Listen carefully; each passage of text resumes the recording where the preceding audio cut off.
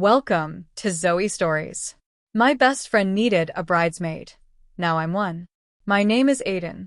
I'm 24, living in a modest two-bedroom apartment in the suburbs with my girlfriend, Eliza. We've been together for 3 years and, to most people, we're a normal, stable couple. Eliza, a driven marketing executive, and me, a freelance graphic designer who works from home in oversized hoodies and joggers.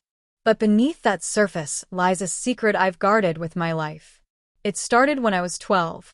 A curious glance at my sister's closet, the silky sheen of a pale pink nightgown, the click of a heel I had no business slipping my foot into. Back then, I thought it was a phase, a one-time thrill. But over the years, it grew into something deeper. When no one was home, I'd experiment. Just for a moment. Just a touch of lipstick. Just to feel it. And now, at 24, I have an entire suitcase locked away in the back of my closet. Inside, a carefully curated collection of dresses, wigs, makeup, and heels I could never wear in public. Not openly. Not around Eliza. Eliza is strong, outspoken, loyal. She's also very traditional. I still remember how she reacted to her friend's boyfriend wearing eyeliner to a party once.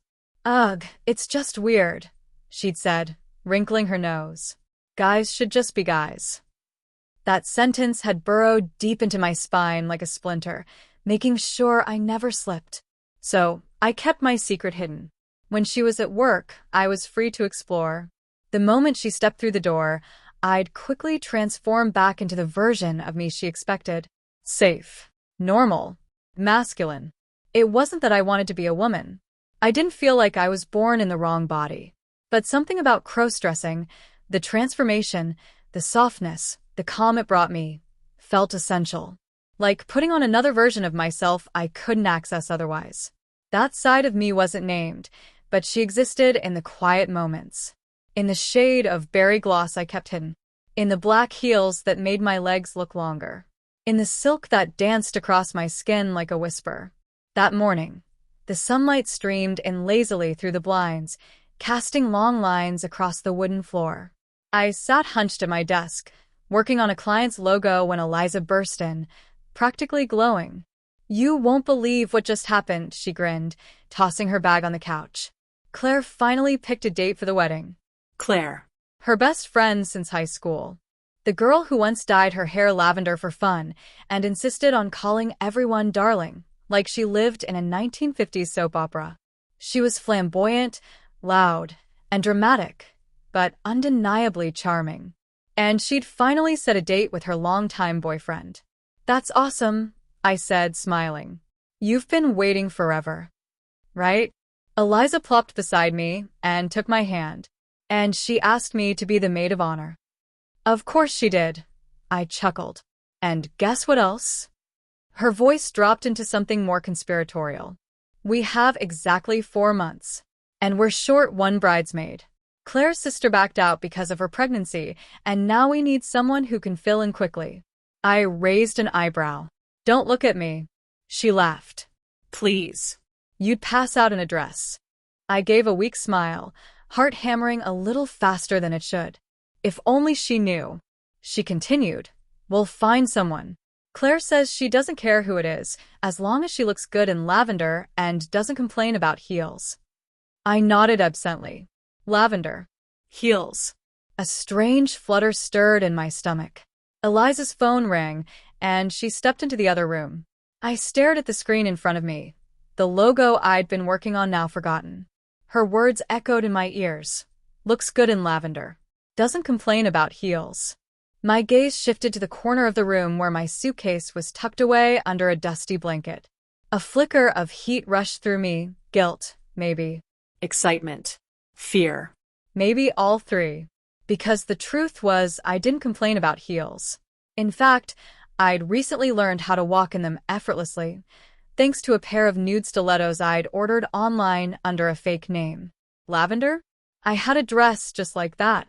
I'd bought it at a thrift store last fall and kept it sealed in a dry cleaner's bag. The color was soft and delicate, the kind of thing that made me feel beautiful. But this wasn't a fantasy. This was real. A real wedding. real people. And Eliza could never know. I shook my head, trying to chase the thought away, but the idea had already taken root. What if, just for a day, just for the fitting, I stepped into that role? What if I could help Eliza? Be part of something that mattered to her? What if I got to be that version of me outside of these four walls? No. It was insane. Reckless. Still, as the afternoon wore on, I found myself opening that suitcase again. Fingers trembling, I lifted the lavender dress out and held it up to my chest in the mirror. My reflection stared back. Part me, part stranger. My pulse quickened. Somewhere in the living room, I heard Eliza's laugh. And just like that, the fantasy shattered. I folded the dress quickly and shoved it back inside. But the thought didn't go away. It stayed with me like an itch I couldn't scratch. That night, after Eliza went to bed, I stood in front of the mirror again, this time wearing the dress, hair tucked under a brunette wig, lips painted a soft coral. I spun slowly, watching the fabric flare and fall around me like petals. The girl in the mirror looked like she belonged in a bridal party. And suddenly, the idea didn't seem so impossible. The next morning, I couldn't stop thinking about the way the lavender dress had clung to my frame. The subtle swish of its hem. The way the soft wig framed my cheekbones. It wasn't just about the thrill anymore, it was about being seen. Not necessarily as a woman, but as someone beautiful, someone expressive, someone free. But I reminded myself, this was fantasy. Delicate. Dangerous. I tried to drown the thoughts in work, poring over client revisions and emails, but my mind refused to focus. Every ding of a message made my heart jolt, imagining Eliza somehow finding out. Every creak of the hallway made me flinch. I had to push it down. That night, Eliza came home buzzing with wedding talk again. Dress fittings, seating arrangements, spa day plans. She was more animated than I'd seen her in months. "They're doing fittings next week," she said while scrolling through Instagram. "Claire wants all the girls to match, same silhouette, same lavender tone. You should see the Pinterest board. It's like fairyland overload." I smirked and leaned closer to look, pretending to care. But the pictures hit me hard. Rows of girls in floaty dresses, heels, flawless makeup. I imagined myself among them, perfectly styled, unrecognizable. And for one dangerous moment, I wanted it. "Too bad they're short a bridesmaid," I said, my voice light, teasing. Eliza didn't look up. Yeah. "We still have no idea who we're going to ask. Everyone's either busy or not close enough." I waited, held my breath. She didn't suspect a thing. The next afternoon, Eliza had a late client dinner, which meant I had the apartment to myself. I waited 20 minutes after she left, just in case, then rushed to the closet, heart racing. The suitcase clicked open with a satisfying snap, and I carefully unzipped the dress. My hands trembled. Step by step, I transformed. First, I shaved arms, legs, even my chest. Then came the moisturizer. I took my time with the makeup, blending foundation, dabbing on blush, lining my eyes with a practiced hand. The wig slipped on with ease, and I adjusted the clips until the hair framed my face just right. Finally, I stepped into the lavender dress, pulling the zipper up and smoothing the fabric over my hips. Then came the heels. 4 inches tall, patent nude, slightly scuffed at the back. I took a few slow steps. My balance had improved over the past year. I'd practiced enough. I turned to the mirror. What looked back wasn't Aiden. Not entirely. She had Eliza's cheekbones, Claire's posture, my mother's softness. She was someone who could stand at the altar beside a bride and not raise suspicion. My chest ached with strange, sharp emotion. I didn't know what to call it: joy, longing, grief.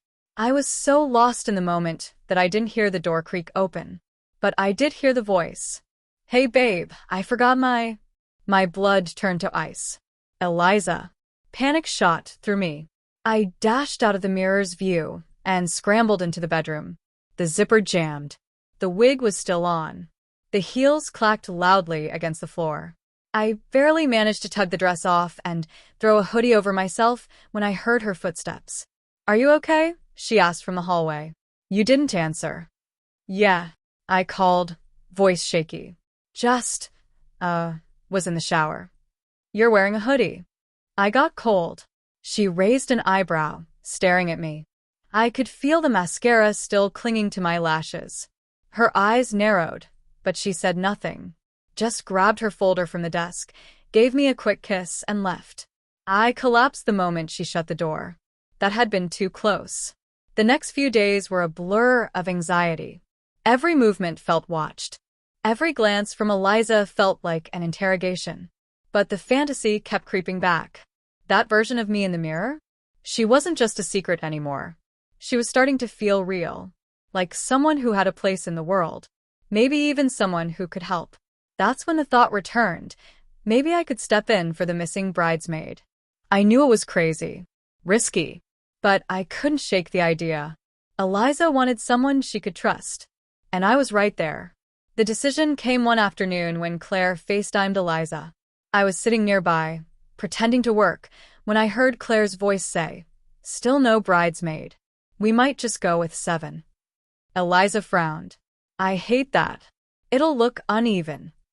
Claire sighed. Ugh, I wish I knew someone who could fit the dress and keep up. Eliza laughed. Yeah, unless Aiden secretly wants to crossdress, we're out of luck. I froze. She said it like a joke. I laughed with them, forced and hollow. But inside, something snapped awake. Build up, part 2. Later that night, I stood in front of the mirror again. Fully dressed. Fully transformed. But this time, I didn't feel like I was hiding. I practiced walking in the lavender heels for over an hour, pretending I was walking down an aisle. I held a bouquet made from rolled-up socks. I tried smiling, tilting my head the way Eliza did when she posed for photos. I even spoke out loud, softening my voice. Hi. I'm Addison, Eliza's friend. Addison. The name came to me like a whisper. Feminine. Elegant. Almost like Aiden, but not quite. The girl in the mirror smiled. That's when I heard the ding from Eliza's phone on the kitchen table. I hesitated, then walked, heels clicking out to peek at it. Claire had sent a text. Could always put a guy in a wig and call it avant-garde. Another message followed. Unless your guy is secretly cute in a dress?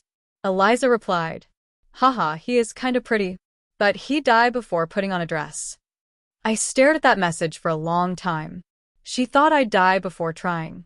She didn't know I was already halfway there. I walked back into the room, hands shaking. The fantasy was turning into something more than just excitement. Now it was a possibility. And it terrified me.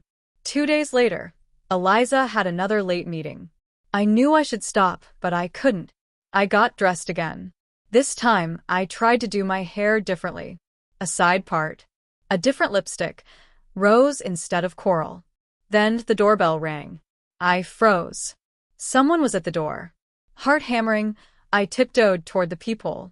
It was Claire. I panicked, yanked the wig off, and ran to the bedroom. My heart was pounding so hard I thought I might faint. I could still hear her voice through the door. Aiden? I know you're home. Your car's in the lot. She knocked again. I just need to grab the notes Eliza left. I'll be quick. I stood frozen in front of the mirror. Wig half off, dress wrinkled, face smeared with makeup. I looked like a criminal in my own skin. Eventually, Claire left. But the moment shattered something inside me. This wasn't just a game anymore. It was a tightrope, and I was wobbling. That night, I couldn't sleep.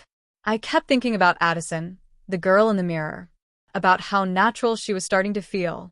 About how dangerous it would be to let her out. But also, how wrong it felt to keep her locked away. Eliza lay beside me, fast asleep, breathing softly. I turned to her, studying her features. Her strength. Her loyalty.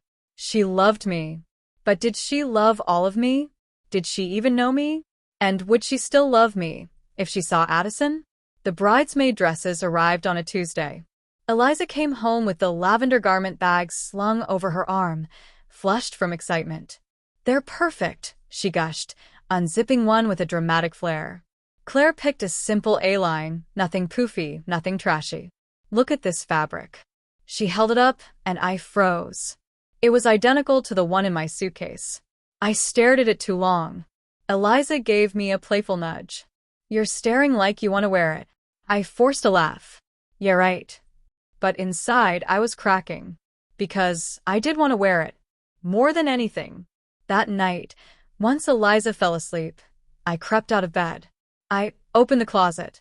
And I did something I swore I'd never do. I pulled out her bridesmaid dress. It was risky, reckless, but it called to me.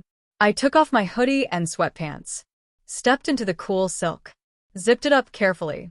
And it fit. Not just physically, but emotionally. I looked in the mirror and felt home. I grabbed my wig, adjusted it, then slowly stepped into the heels. My reflection shimmered under the bathroom light. Soft lips, big eyes, a neckline that made me feel delicate. I wasn't just Aiden anymore. I was Addison. And for the first time, Addison tried something new. She took out her phone and snapped a picture. A full-body mirror selfie. Lavender gown. Perfect pose. Elegant smile. I stared at the image, mesmerized. I saved it, then deleted it. But I didn't realize it had auto-synced to our shared cloud folder. The next morning, Eliza seemed off. She didn't say much during breakfast. Her phone buzzed. She picked it up. Paused. Then looked at me. My stomach dropped. She didn't say anything, but the air felt electric. Charged. Everything okay? I asked, pretending to sip my coffee. She nodded slowly. Yeah. Just a weird notification from the cloud. Panic rose in my chest. Did she see it? Was she playing dumb? I couldn't tell. She got up and went to the bathroom. The moment the door shut, I rushed to check my phone. There it was. The photo. Still sitting in the deleted folder. Still synced. Still recoverable. I deleted it again, then emptied the trash. Too late? I couldn't breathe.